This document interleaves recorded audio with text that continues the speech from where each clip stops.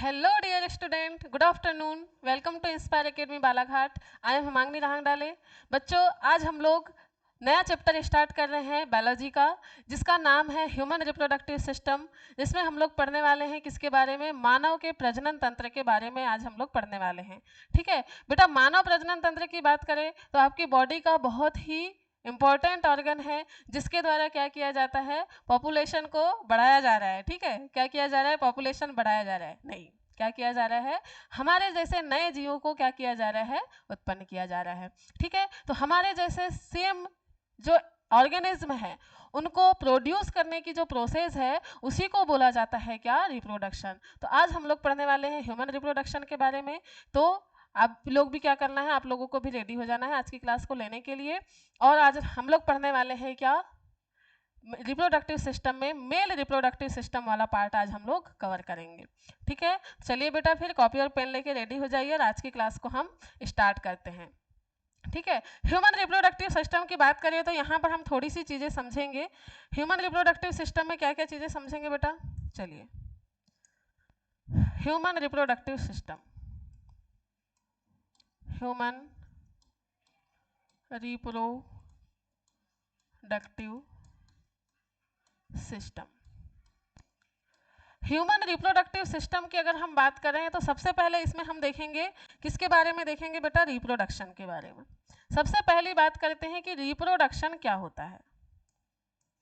Reproduction क्या होता है, रिप्रोडक्शन की बात करें जिसको हम बोलते हैं क्या, प्रजनन. प्रजनन की बात कर रहे हैं.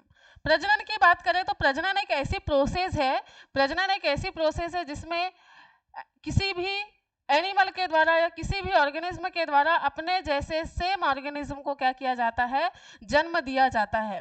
तो अपने जैसे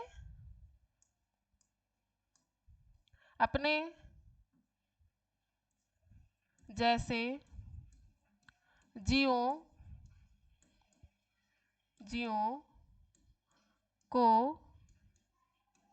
उत्पन्न करना क्या कहलाता है बेटा, प्रजनन कहलाता है. ठीक है, ह्यूमन में प्रजनन की अगर हम बात कर रहे हैं तो प्रजनन की जो स्टेप्स हैं, steps of reproduction, steps of reproduction की बात कर रहे हैं हम. स्टेप्स ऑफ रिप्रोडक्शन, जो रिप्रोडक्शन की प्रोसेस है वो कितने स्टेप्स में कंप्लीट होती है, कितने चरणों में पूर्ण होती है, इसकी हम लोग बात करते हैं. स्टेप्स ऑफ रिप्रोडक्शन की बात करें बेटा तो आपकी स्टेप्स कौन सी हैं. फर्स्ट आ जाएगा क्या, फर्स्ट आ जाएगा गैमेटोजेनेसिस. क्या आ जाएगा, गैमेटोजेनेसिस. गैमेटोजेनेसिस है जिसको बोला जाता है युग्मक जनन. युग्मक जनन, युग्मक जनन. सेकेंड स्टेप है बेटा, जब युग्मक जनन हो जाएगा तो सेकेंड स्टेप होगा इंसेमिनेशन. इंसेमिनेशन, इंसेमिनेशन को बोला जाता है वीर्य सेचन. वीर्य सेचन मतलब जो मेल में वीर्य का फॉर्मेशन होता है उसको फीमेल रिप्रोडक्टिव ऑर्गन तक एंटर करवाना, ये कहलाता है क्या, वीर्य सेचन. थर्ड स्टेप की बात करें बेटा तो थर्ड स्टेप होता है ब्लास्टोसिस्ट का formation. Blastocyst development, blastocyst development मतलब ये क्या है, परिवर्धन है किसका, ब्लास्टोसिस्ट का. ठीक है, फोर्थ स्टेप आ जाएगी बेटा इम्प्लांटेशन. इम्प्लांटेशन, इम्प्लांटेशन को बोला जाता है अंतरोपण.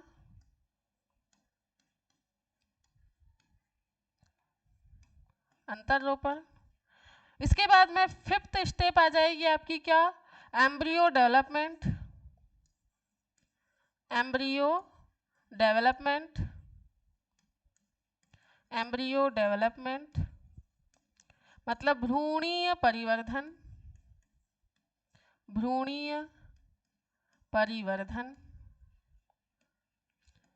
भ्रूणीय परिवर्धन. और सिक्स आ जाएगा आपका क्या, सिक्स आ जाएगा डिलीवरी.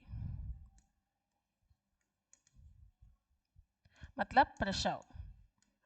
तो इतने स्टेप्स जो आपके 6 स्टेप हैं, इन 6 स्टेप में कंप्लीट होने वाला है reproduction. Human reproduction in 6 step में कंप्लीट होता है। फर्स्ट होगा गैमेटोजेनेसिस, सेकंड है आपका insemination, blastocyst development, implantation, embryo development और डिलीवरी।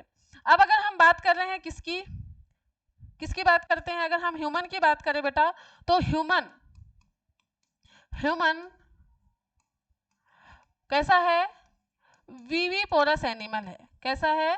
वीवी पोरस, जरायुज प्राणी है। कैसा है? जरायुज प्राणी है, एनिमल है। कैसा एनिमल है? वीवी पोरस एनिमल है, वीवी पोरस एनिमल है। और अगर हम बात करें किसकी, मेल में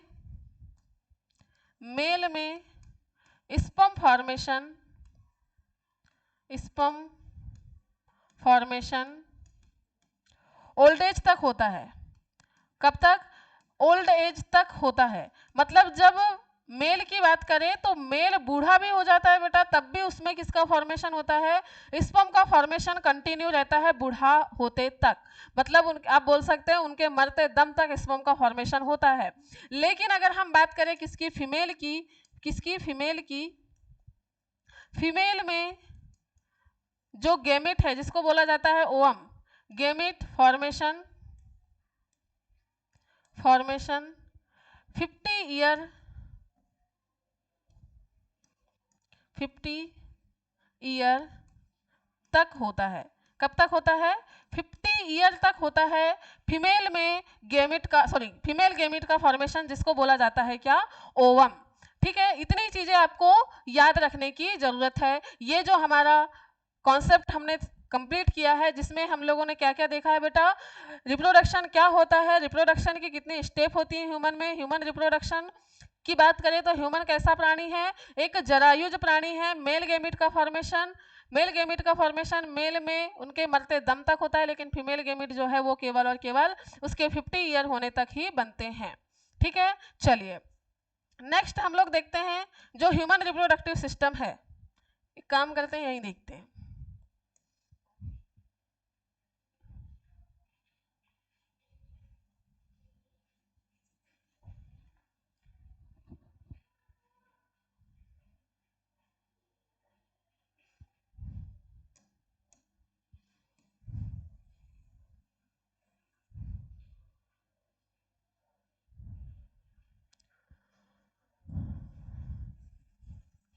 इनको थोड़ा छोटा करके हम यहीं पर एक छोटी सी बात देख लेते हैं।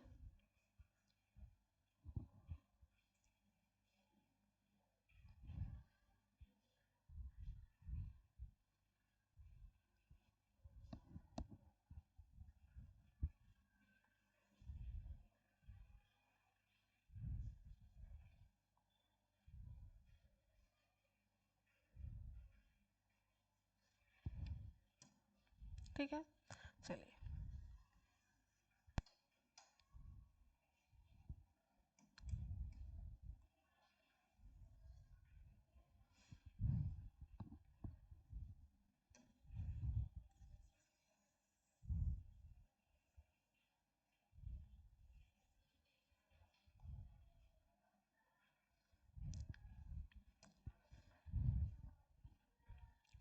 ठीक है बेटा, चलिए हम बात करते हैं किसकी, ह्यूमन रिप्रोडक्टिव सिस्टम की बात कर रहे हैं। तो ह्यूमन रिप्रोडक्टिव सिस्टम के दो सिस्टम होते हैं, दो प्रकार के सिस्टम देखने को मिलेंगे इसमें, क्योंकि ये कैसे होते हैं? यूनिसेक्सुअल होते हैं। कैसे होते हैं बेटा?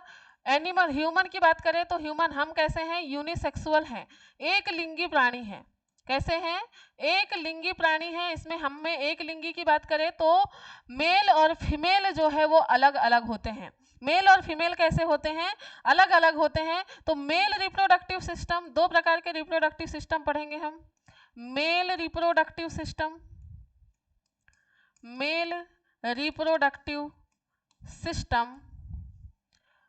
फर्स्ट देखेंगे मेल रिप्रोडक्टिव सिस्टम, और सेकेंड देखेंगे हम female reproductive system. Female reproductive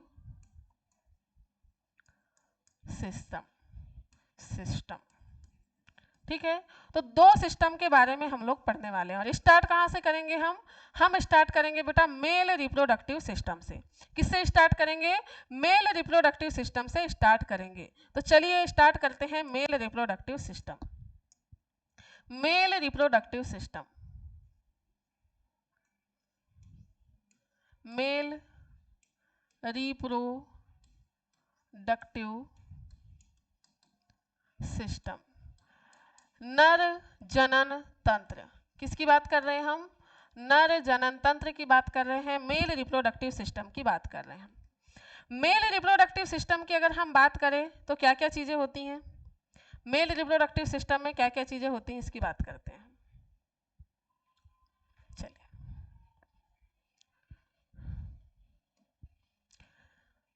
पहले देख लेते हैं, इसका इमेज देखते हैं बेटा। ये है आपके सामने मेल रिप्रोडक्टिव सिस्टम का इमेज बना हुआ है। मेल रिप्रोडक्टिव सिस्टम का डायग्राम आपके सामने लाया है हमने। तो इसको आप जब देखेंगे तो मेल रिप्रोडक्टिव सिस्टम में क्या क्या चीजें होती हैं, तो मेल रिप्रोडक्टिव सिस्टम में सबसे पहले जो मेन रिप्रोडक्टिव ऑर्गन है जिसका नाम है क्या?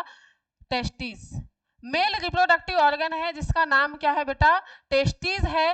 टेस्टिस से जो है, टेस्टिस के से निकलने वाली जो ट्यूब्स हैं उनको बोला जाता है क्या? Accessory gland, sorry accessory duct, जिसमें आपने देखा क्या? इपिडिडाइमिस है। फिर इसके बाद में क्या है? वास डिफरेंसिया है, एजाकुलेटरी डक्ट है। क्या है? एजाकुलेटरी डक्ट है, प्रोस्टेट ग्लैंड है, सेमिनल वेसाइकल है, यूरिनरी ब्लडर, पेनिस और ग्लैंस पेनिस। ठीक है, ये इसके रिप्रोडक्टिव ऑर्गन है। आपको कैसा इमेज इसका बनता है इसकी हमने बात की है कि कहाँ पर होता है। सबसे पहली चीज ये कहाँ पर आपको दिखाई दे रहा है? ये आपके हिप्स वाले पार्ट में दिखाई दे रहा है। हिप्स वाले पार्ट को बोला जाता है बेटा पेल्विस रीजन, श्रोणी क्षेत्र बोला जाता है। तो श्रोणी क्षेत्र में कुछ इस तरीके से लोकेटेड होता है आपका क्या?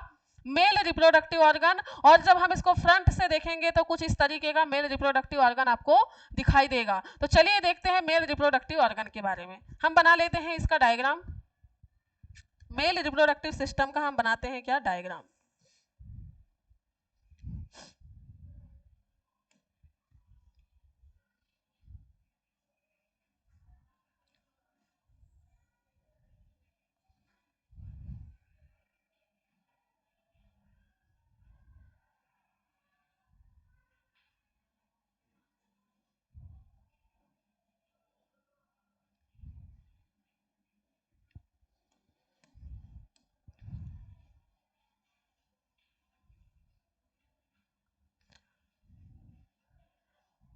इसके एक एक ऑर्गन के बारे में हम लोग पढ़ेंगे। आपने किस टाइप का होता है ये तो देख लिया है। अब हम देखेंगे इसके एक एक ऑर्गन, जो इसमें ऑर्गन आपको देखने को मिलेंगे उसके बारे में बात करेंगे हम। और प्रत्येक ऑर्गन का जो फंक्शन होता है इसके बारे में आज हम लोग बात करने वाले हैं। ठीक है, तो ध्यान से समझिएगा।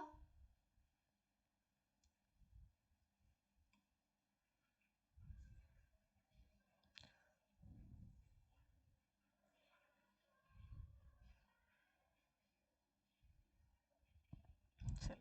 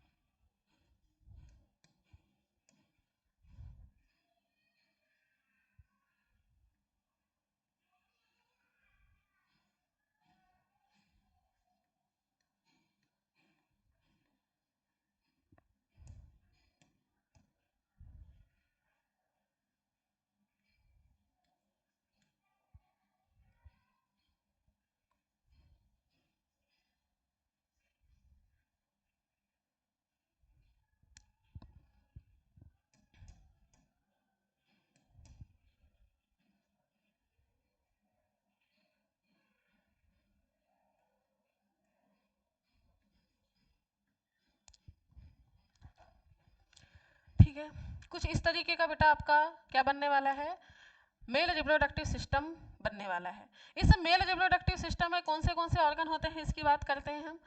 ये वाला जो पार्ट है इसको बोला जाता है uterus, sorry ureter, urinary bladder, sorry क्या कहा जाता है, यूरिनरी ब्लडर कहा जाता है। ये है आपका यूरिनरी ब्लडर। इसी यूरिनरी ब्लडर में आके, ब्लडर में जो एक ऑर्गन होता है जिसका नाम है सेमिनल वेसाइकल, उस जगह पर आके क्या होते हैं, आपके स्पर्म जो है वो स्टोर होते हैं। तो कहाँ पर, यूरिनरी ब्लडर में। ये वाली है यूरेटर, ये जो आपके हैं, आपके सब ये एक्सक्रीटरी सिस्टम के पार्ट हैं, यूरेटर,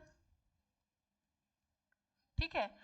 अब यूरेटर के बाद में ये वाली जो ट्यूब है इसको बोला जाता है क्या, seminal vesicle, seminal vesicle, seminal vesicle. Seminal vesicle के बाद में है आपकी prostate gland, prostate gland, prostate gland है। प्रोस्टेट ग्लैंड के बाद में है आपको देखने को मिलेगी bulbo urethral gland, bulbourethral gland दिखाई दे रही है। ये जो है ये है क्या, बल्बो यूरेथ्रल ग्लैंड, देख पा रहे होंगे आप। बल्बो यूरेथ्रल ग्लैंड के बाद में ये वाली जो ग्लैंड, यहां से आपको एक पाइप दिखाई देगा, यहां से क्या दिखाई देगा आपको, एक पाइप दिखाई दे रहा होगा, जहां ये वाला पार्ट, ये जो है ये कहलाता है क्या, इजाकुलेटरी डक्ट। ये वाली जो पार्ट है इसको बोला जाता है क्या, इजाकुलेटरी duct, ejaculatory duct, ejaculatory duct है ये,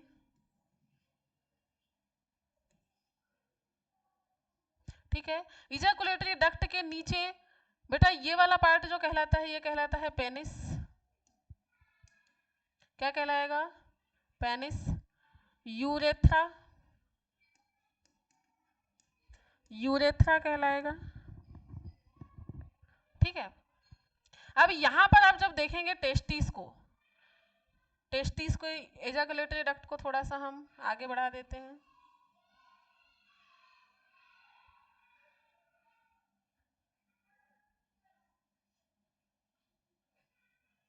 ठीक है। इजाकुलेटरी डक्ट, यूरेथ्रा,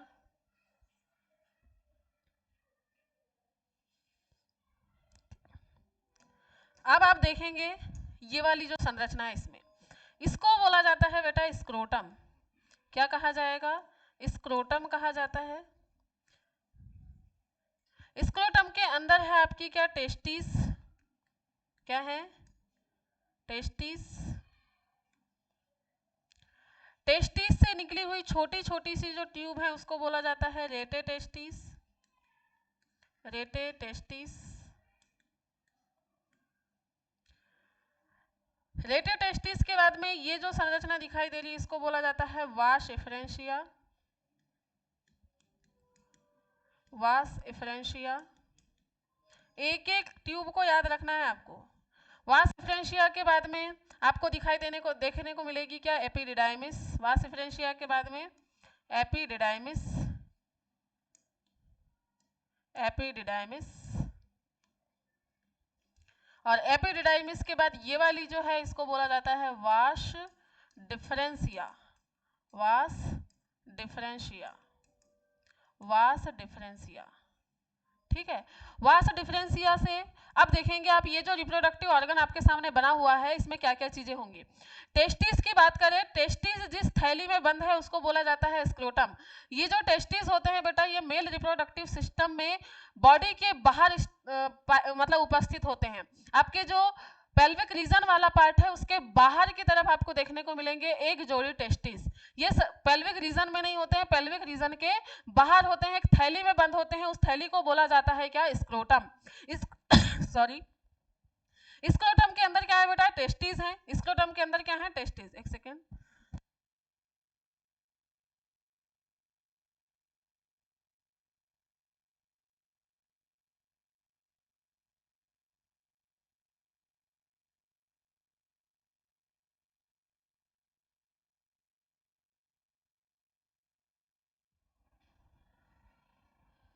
चलिए। स्क्रोटम के अंदर क्या है बेटा, स्क्रोटम के अंदर आपको देखने को मिलेंगे क्या, टेस्टिस। ये टेस्टिस क्या है, मेल रिप्रोडक्टिव ऑर्गन है। ये टेस्टिस क्या है, ये मेल रिप्रोडक्टिव ऑर्गन है, ये मेल रिप्रोडक्टिव ऑर्गन है, जिसके अंदर किसका फॉर्मेशन होने वाला है बच्चा, जिसके अंदर स्पर्म का फॉर्मेशन होने वाला है।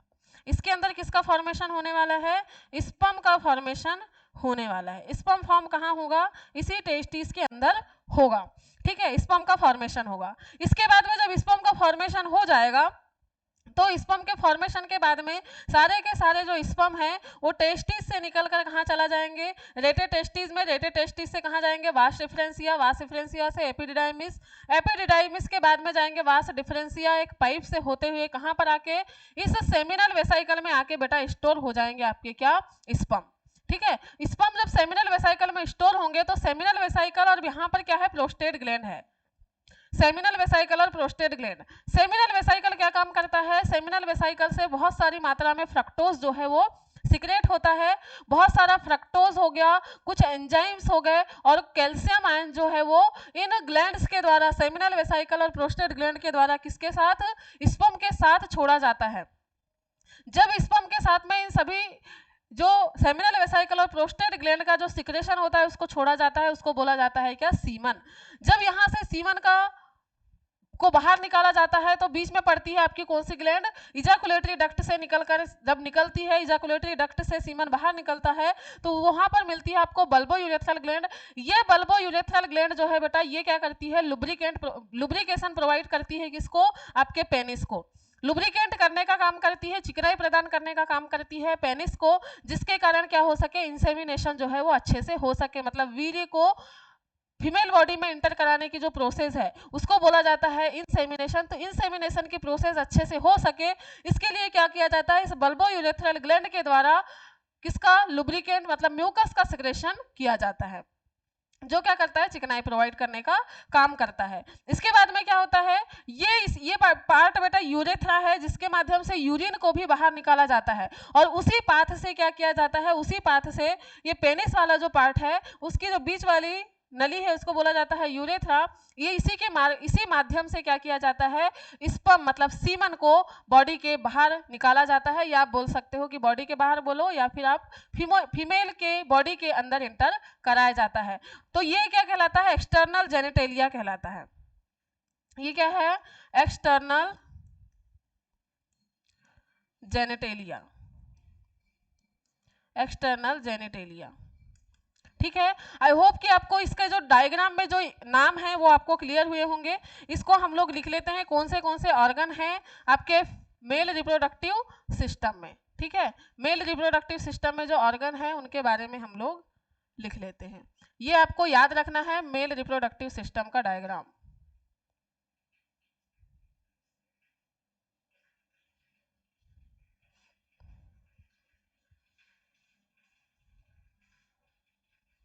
ठीक है, मेल रिप्रोडक्टिव सिस्टम। अब यहां पर देखते हैं हम मेल रिप्रोडक्टिव सिस्टम के बारे में। Organ of male reproductive system, organ of male reproductive system, reproductive system. Organ of male reproductive system की बात करते हैं। मेल रिप्रोडक्टिव सिस्टम में कौन से पार्ट होते हैं बेटा, तो फर्स्ट याद रखना है आपको टेस्टिस, फर्स्ट याद रखना है क्या, टेस्टिस। सेकेंड आपको याद रखना है एसेसरी डक्ट, क्या, accessory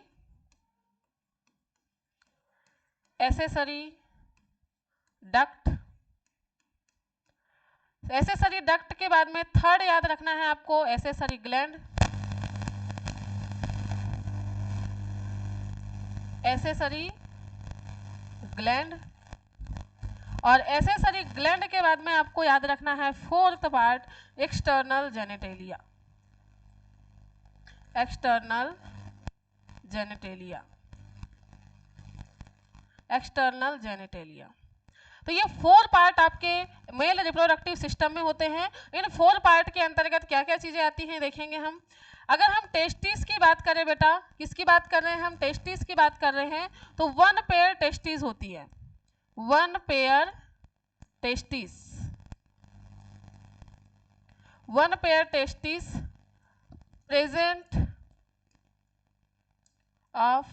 present in outside of abdomen, outside of abdomen। मतलब क्या हुआ, एब्डोमेन के बाहर, मतलब उदर गुहा जो होती है आपकी उदर गुहा, आपको पता होगा, आपने उदर गुहा क्या होती है, एब्डोमिनल कैविटी क्या होती है, अगर आपने रेस्पिरेटरी सिस्टम पढ़ा होगा तो बेटा जो एब्डोमिनल कैविटी होती है उसके बाहर की तरफ एटमॉस्फेयर से जुड़ा हुआ क्या होता है, आपका टेस्टिस होता है, जो किसमें के पैक होता है, जो किसमें पैक होता है, स्क्रोटम में, स्क्रोटम से कवर होता है। और इसका रीजन क्या होता है बेटा, टेस्टिस के बाहर होने का रीजन ये होता है कि हमारे मेल की बॉडी में स्पर्म के फॉर्मेशन के लिए बॉडी टेम्परेचर जो है वो जो टेम्परेचर चाहिए होता है, स्पर्म के फॉर्मेशन के लिए जो टेम्परेचर चाहिए होता है वो बॉडी टेम्परेचर से लगभग 2 से 2.5 डिग्री सेल्सियस कम टेम्परेचर की आवश्यकता होती है स्पर्म को, इसीलिए जो है वो टेस्टिस बाहर निकल जाते हैं, कब, जन्म के समय, नहीं तो इससे पहले कहाँ रहते हैं बेटा, इससे पहले रहते हैं ये बॉडी के अंदर, आप बोल सकते हैं एब्डोमिनल कैविटी में ही इंटर रहते हैं। एसेसरी डक्ट की बात कर रहे हैं तो एसेसरी डक्ट कौन सी है, फर्स्ट एसेसरी डक्ट है बेटा रेटे टेस्टिस, क्या है, रेटे टेस्टिस। सेकेंड है आपका क्या, सेकेंड है आपका वास इफरेंसिया, वास इफरेंसिया। थर्ड है एपिडिडाइमिस,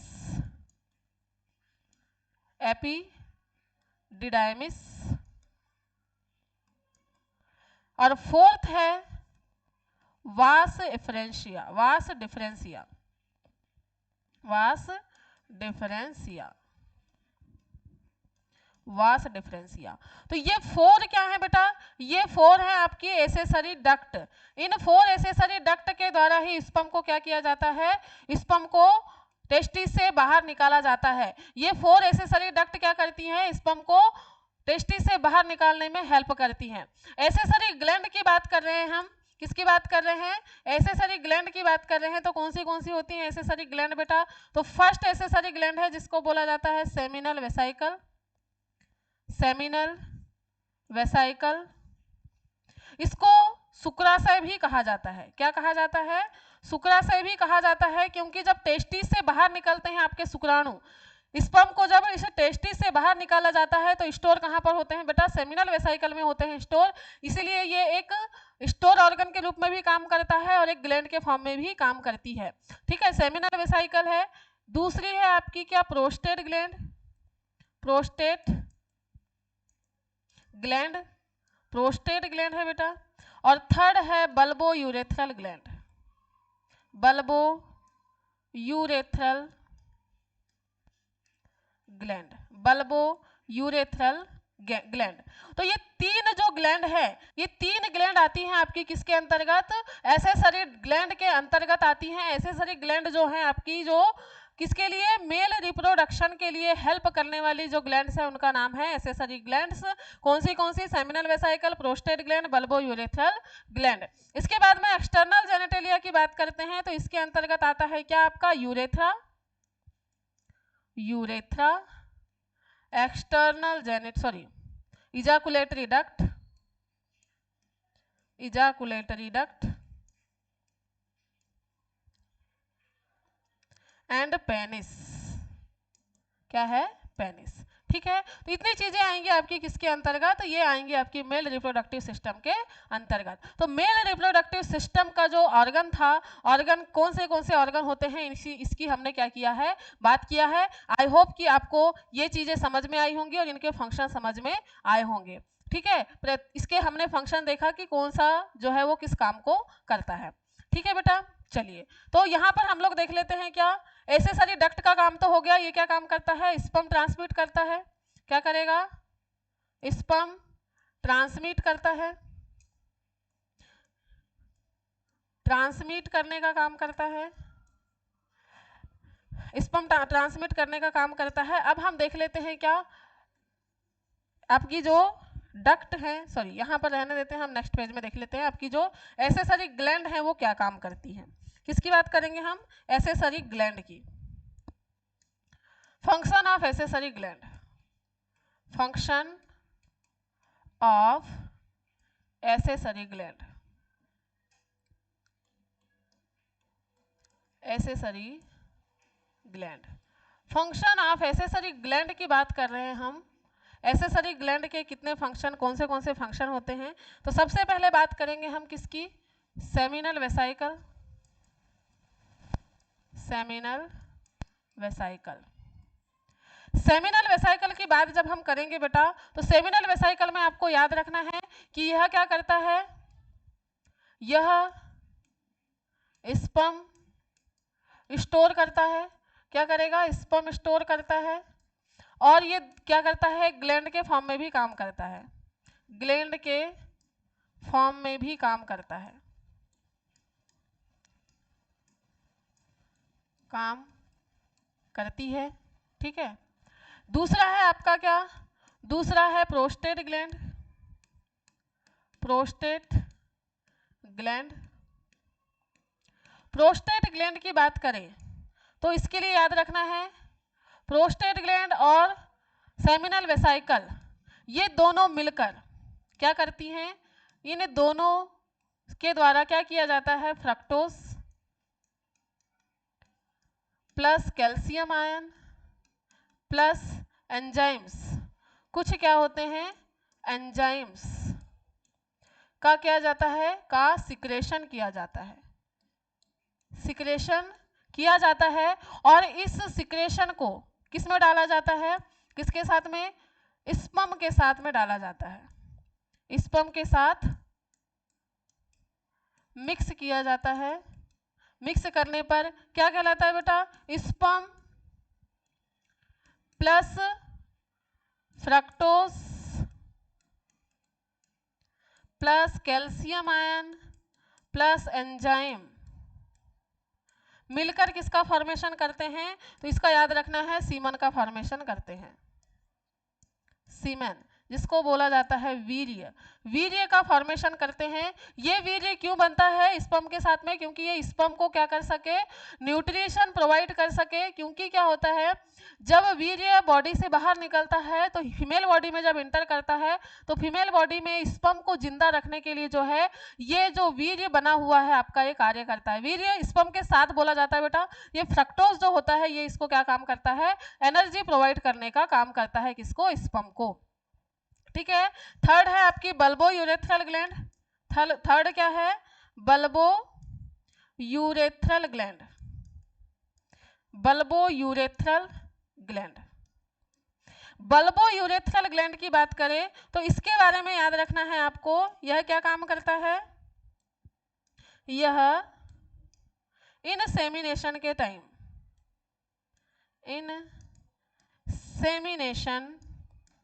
के टाइम पेनिस को लुब्रिकेंट प्रोवाइड करता है, प्रोवाइड करता है। ठीक है। ये बल्बो यूरेथ्रल ग्लैंड के बारे में आपको याद रखना है। ये तीनों ग्लैंड के बारे में हमने पढ़ा है। ठीक है। चलिए अब हम बात करते हैं किसकी? अब हमारा स्ट्रक्चर तो कंप्लीट हो गया। ये हमने स्ट्रक्चर देखा, इस तरीके का कुछ स्ट्रक्चर होता है। सेमिनल वेसाइकल हो गया, इससे निकलने वाली ग्लैंड्स हो गई। फिर क्या है? पेनिस है, ये है ग्लैंस पेनिस। जो आसपास की जो संरचना होती है मोटी उसको बोला जाता है ग्लैंस पेनिस। पूरी संरचना को मिला के पेनिस बोला जाता है। एपिडिडाइमिस है, एफ्रेंसिया है, इजाकुलेटरी डक्ट है। ठीक है। ये फॉरस्किन कहलाती है बेटा। ऊपर एक स्किन होती है पेनिस के ऊपर, उसको बोला जाता है क्या? फॉरस्किन। इस पेनिस के ऊपर जो स्किन होती है उसको फॉरस्किन कहा जाता है। और ये कहाँ से? ब्लडर से निकलता है। क्या है? आपकी ब्लडर में पाई जाती है सेमिनल वेसाइकल। ठीक है। चलिए अब हम बात करते हैं किसकी? टेस्टिस की। किसकी बात करेंगे हम? हम बात करते हैं किसकी? टेस्टिस की। टेस्टिस, टेस्टिस की बात करते हैं। वृषण, इसको कहा जाता है क्या? वृषण। वृषण की बात करें बेटा तो वृषण में क्या क्या चीजें होती हैं? किसकी बात कर रहे हैं? वृषण की। तो वृषण का कुछ स्ट्रक्चर इस तरीके का होता है, देख लेते हैं हम। वृषण का स्ट्रक्चर देख रहे हैं।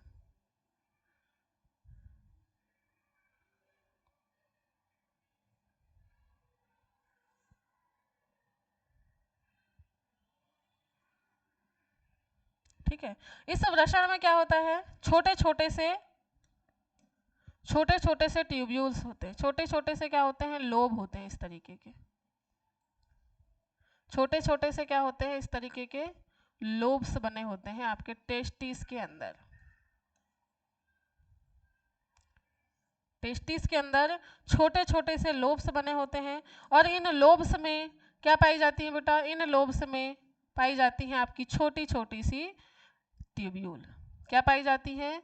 छोटी छोटी सी पाई जाती है ट्यूब्यूल।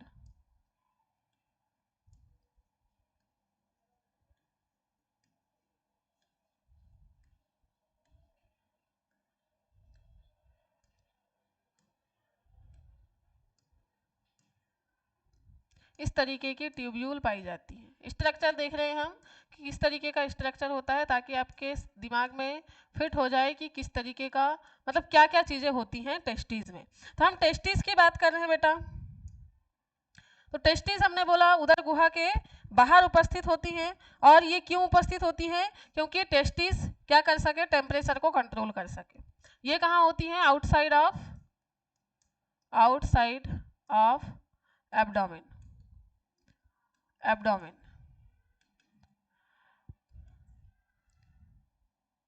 ठीक है, क्यों होती हैं? तो टेम्परेचर को 2 से 2.5 डिग्री सेल्सियस कम करने के लिए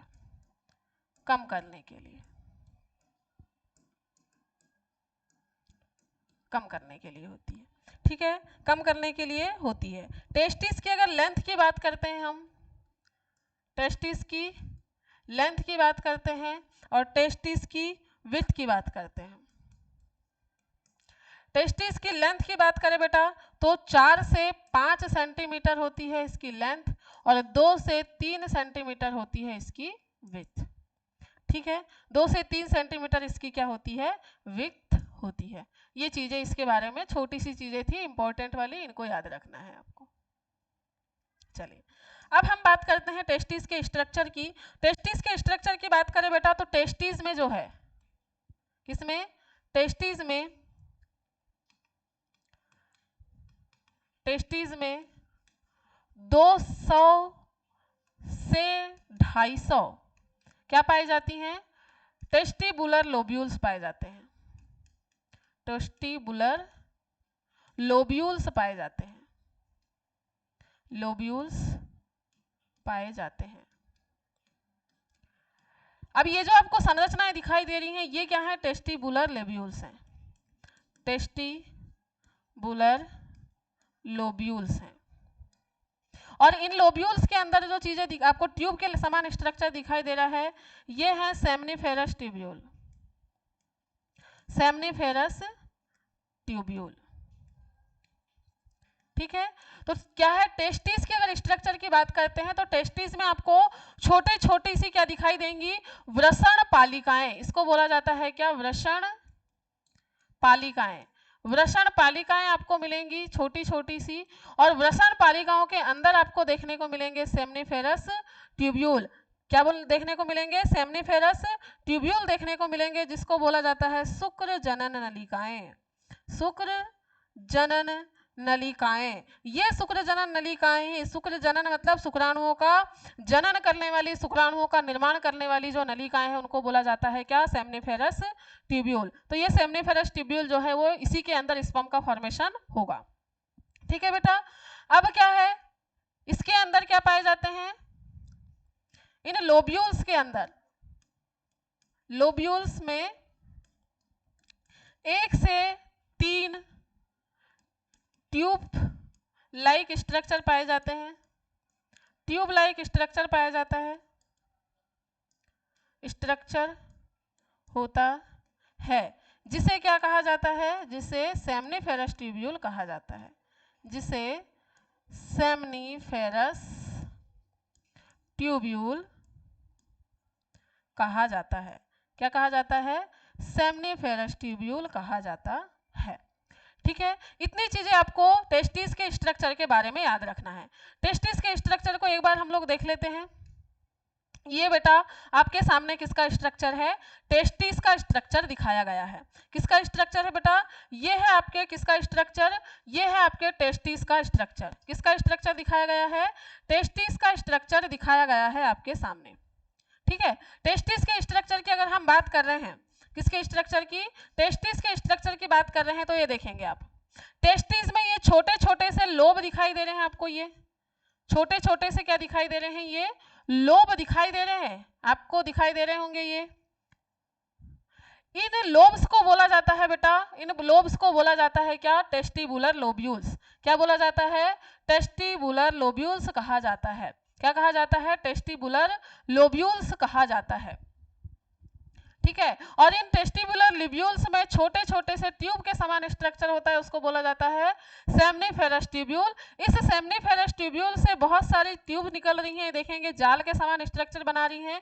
इनको बोला जाता है रेटे टेस्टिस। क्या बोला जाता है? रेटे टेस्टिस कहा जाता है।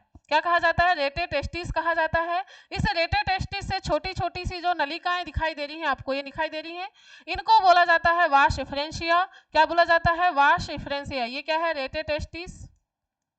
रेटे टेस्टिस, ये है वाश इफ्रेंशिया। इफ्रेंशिया। फिर है ये एपिडिडाइमिस। ये देखिए, ये एपिडिडाइमिस है। एपिडिडाइमिस, एपिडिडाइमिस से वास डिफरेंशिया। क्या निकली है? वास डिफरेंशिया। और ये वास डिफरेंशिया आगे चल के कहाँ जाएंगी? ये आगे चल के जाने वाली है कहाँ पर? आपके सेमिनल वेसाइकल तक। ठीक है, सेमिनल वेसाइकल तक ये चीजें जाने वाली हैं। अब हम बात करते हैं किसकी? सेमनीफेरस ट्यूब्यूल की। किसकी बात करते हैं बेटा? सेमनीफेरस ट्यूब्यूल की बात करते हैं। तो ये आपके सामने एक इमेज है जिस जो क्या काय की है? सेमनीफेरस ट्यूब्यूल की है। किसकी है? सेमनीफेरस ट्यूब्यूल की। तो मेन स्ट्रक्चर है आपके टेस्टिस का सेमनीफेरस ट्यूब्यूल, क्योंकि इसी के अंदर स्पर्म का फॉर्मेशन होने वाला है। Seminiferous tubule. सेमनीफेरस ट्यूब्यूल की बात अगर हम कर रहे हैं, तो सेमनीफेरस ट्यूब्यूल में आपको एक चीज याद रखना होगा कि सेमनीफेरस ट्यूब्यूल जो है, अगर इस तरीके की एक ट्यूब्यूल की बात करें, सेमनीफेरस ट्यूब्यूल, एक सेमनीफेरस ट्यूब्यूल की बात कर रहे हैं हम, एक लोब्यूल के अंदर, एक लोब्यूल के अंदर 1 से 3 क्या होती हैं? सेमनीफेरस ट्यूब्यूल होती हैं। 1 से 3 सेमनीफेरस ट्यूब्यूल होती हैं। ये ठीक है, इनके बीच में कुछ खाली जगह है। इनके बीच में ये जो खाली जगह है,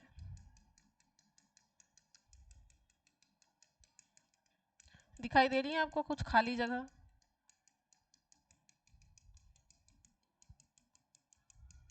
ये इस तरीके की क्या है? कुछ खाली जगह है। ठीक है, खाली जगह दिखाई दे रही है। इसके बाद अगर हम बात करें तो इस सेमनीफेरस ट्यूब्यूल का स्ट्रक्चर, इसके अंदर कुछ सेल्स होती हैं। इसके अंदर क्या होती हैं? कुछ सेल्स होती हैं।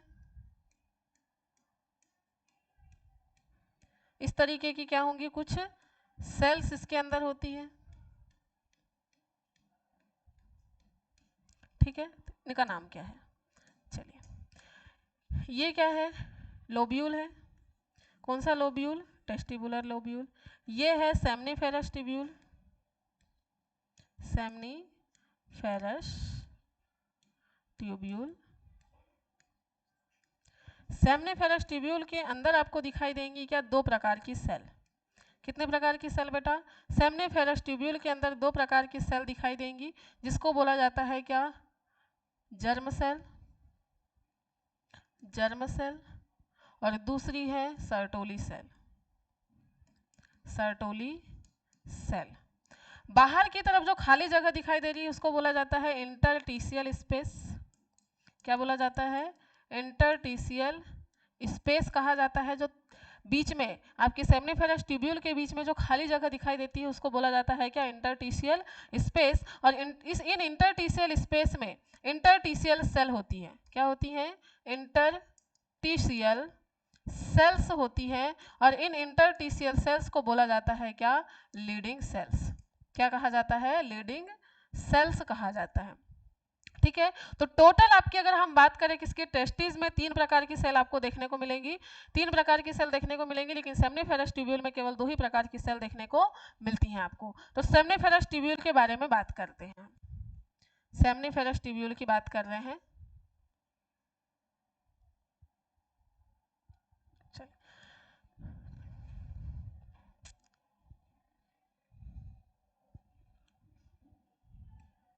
चलिए, सेमनीफेरस ट्यूब्यूल की बात करें बेटा, तो इसमें there are 2 types of seminiferous tubule में कितने? 2 टाइप्स की सेल होती है। 2 टाइप्स की सेल। फर्स्ट सेल है जर्म सेल। जर्म सेल जिसको बोला जाता है स्पर्मेटोगोनिया। स्पर्मेटोगोनिया। और सेकंड होती है Sertoli cell. Sertoli cell, germ cell और सर्टोली सेल। अगर हम इनकी बात करें, इनके फंक्शन क्या होते हैं? इनके फंक्शन की बात कर लेते हैं हम। इसकी जर्म सेल और सर्टोली सेल की। अगर हम जर्म सेल की बात करें तो ये क्या करती है? मियोसिस डिवीजन, मियोसिस डिवीजन द्वारा स्पर्म का फॉर्मेशन करती है। किसका फॉर्मेशन करती है? स्पर्म फॉर्मेशन करती है।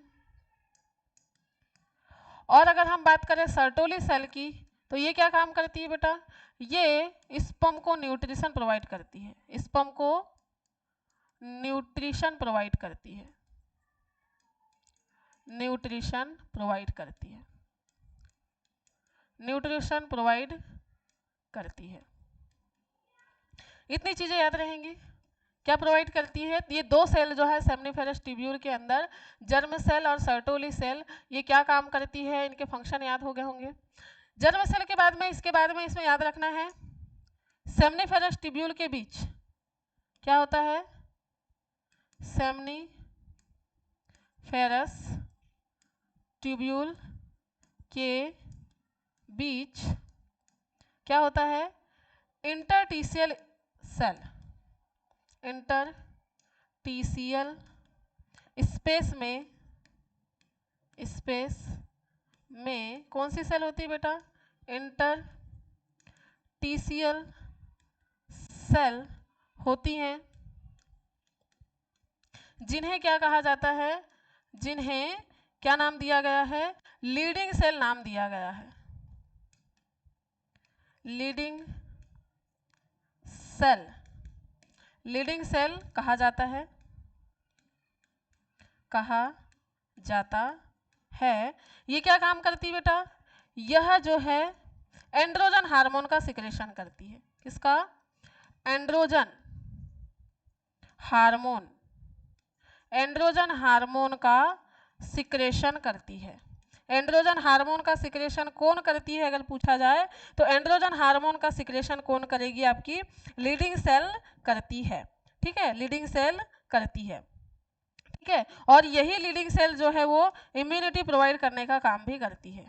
इम्यून सिस्टम को कैसी करती है? स्ट्रॉन्ग करती है। किसके इम्यून सिस्टम को? स्पर्म को स्ट्रॉन्ग करने का काम करती है। तो इस तरीके से क्या होता है बेटा? इस तरीके से हमारा जो सेमनीफेरस ट्यूब्यूल तक का जो मतलब टोटल नर जनन तंत्र में जितनी चीजें थी उसके स्ट्रक्चर के बारे में हमने पढ़ा।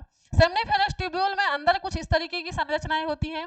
सेमनीफेरस ट्यूब्यूल है जिसमें स्पर्मेटोगोनियम होता है, स्पर्मेटोसाइट होती है, प्राइमरी स्पर्मेटोसाइट, सर्टोली सेल, ये क्या है? सर्टोली सेल है, स्पर्मेटोगोनियम है, स्पर्मेटोजोआ बन गया है, सेकेंडरी स्पर्मेटोसाइट। ये फॉर्मेशन है, ये गैमेटोजेनेसिस की प्रोसेस है बेटा। यहाँ पर जो डायग्राम दिखाया गया है ये है गैमेटोजेनेसिस। गैमेटोजेनेसिस की प्रोसेस है। गैमेटोजेनेसिस में कौन सी गैमेटोजेनेसिस? स्पर्मेटोजेनेसिस। स्पर्मेटोजेनेसिस। तो स्पर्मेटोजेनेसिस की जो प्रोसेस है ये कुछ इस तरीके से इसमें इमेज दर्शाया गया है कि इस तरीके से स्पर्मेटोजेनेसिस होता है। ठीक है, तो ये जो 3 सेल हैं आपके किसके अंदर, सेमनीफेरस ट्यूब्यूल के अंदर, इन 3 सेल के फंक्शन के बारे में हमने पढ़ा है। आई होप कि आपको ये जो 3 सेल हैं आपके जिनके फंक्शन के बारे में हमने पढ़ा है ये क्लियर हुआ होगा।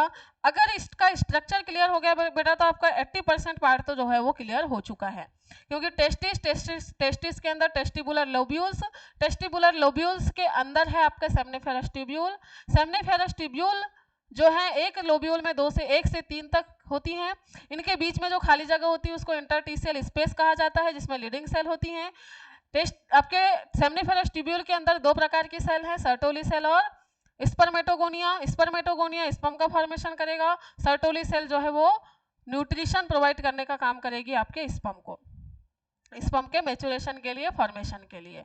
ठीक है, तो इतनी चीज़ें बेटा आज हमने कंप्लीट किया है आज के लेक्चर में। बाकी की जो चीज़ें हैं कल हम लोग पढ़ेंगे क्या, फीमेल रिप्रोडक्टिव सिस्टम और गेमिटोजेनेसिस के बारे में। कल हम फीमेल रिप्रोडक्टिव सिस्टम और गेमिटोजेनेसिस की जो प्रोसेस है वो कल कंप्लीट करेंगे। आज की क्लास को हम यहीं पर एंड करते हैं। आई होप कि आपको ये सारी चीज़ें क्लियर हो रही होंगी और आपको नर जनन तंत्र का जो स्ट्रक्चर है उसमें जो जो चीज़ें होती हैं वो क्लियर हुई होंगी। ठीक है बेटा, चलिए मिलते हैं हम लोग नेक्स्ट लेक्चर में हमारे आगे की जो प्रोसेस है, आगे की जो स्टेप्स है उनके साथ में। ठीक है, चलिए आप पढ़ते रहिए, कंटिन्यू रिवाइज करते हुए रहिए, 1 बार 2 बार 3 बार पढ़िए इसको। और क्या करना है, लाइक कमेंट और शेयर करना है। क्या करना है, शेयर करना है। ठीक है, चलिए bye bye, take care, have a nice day.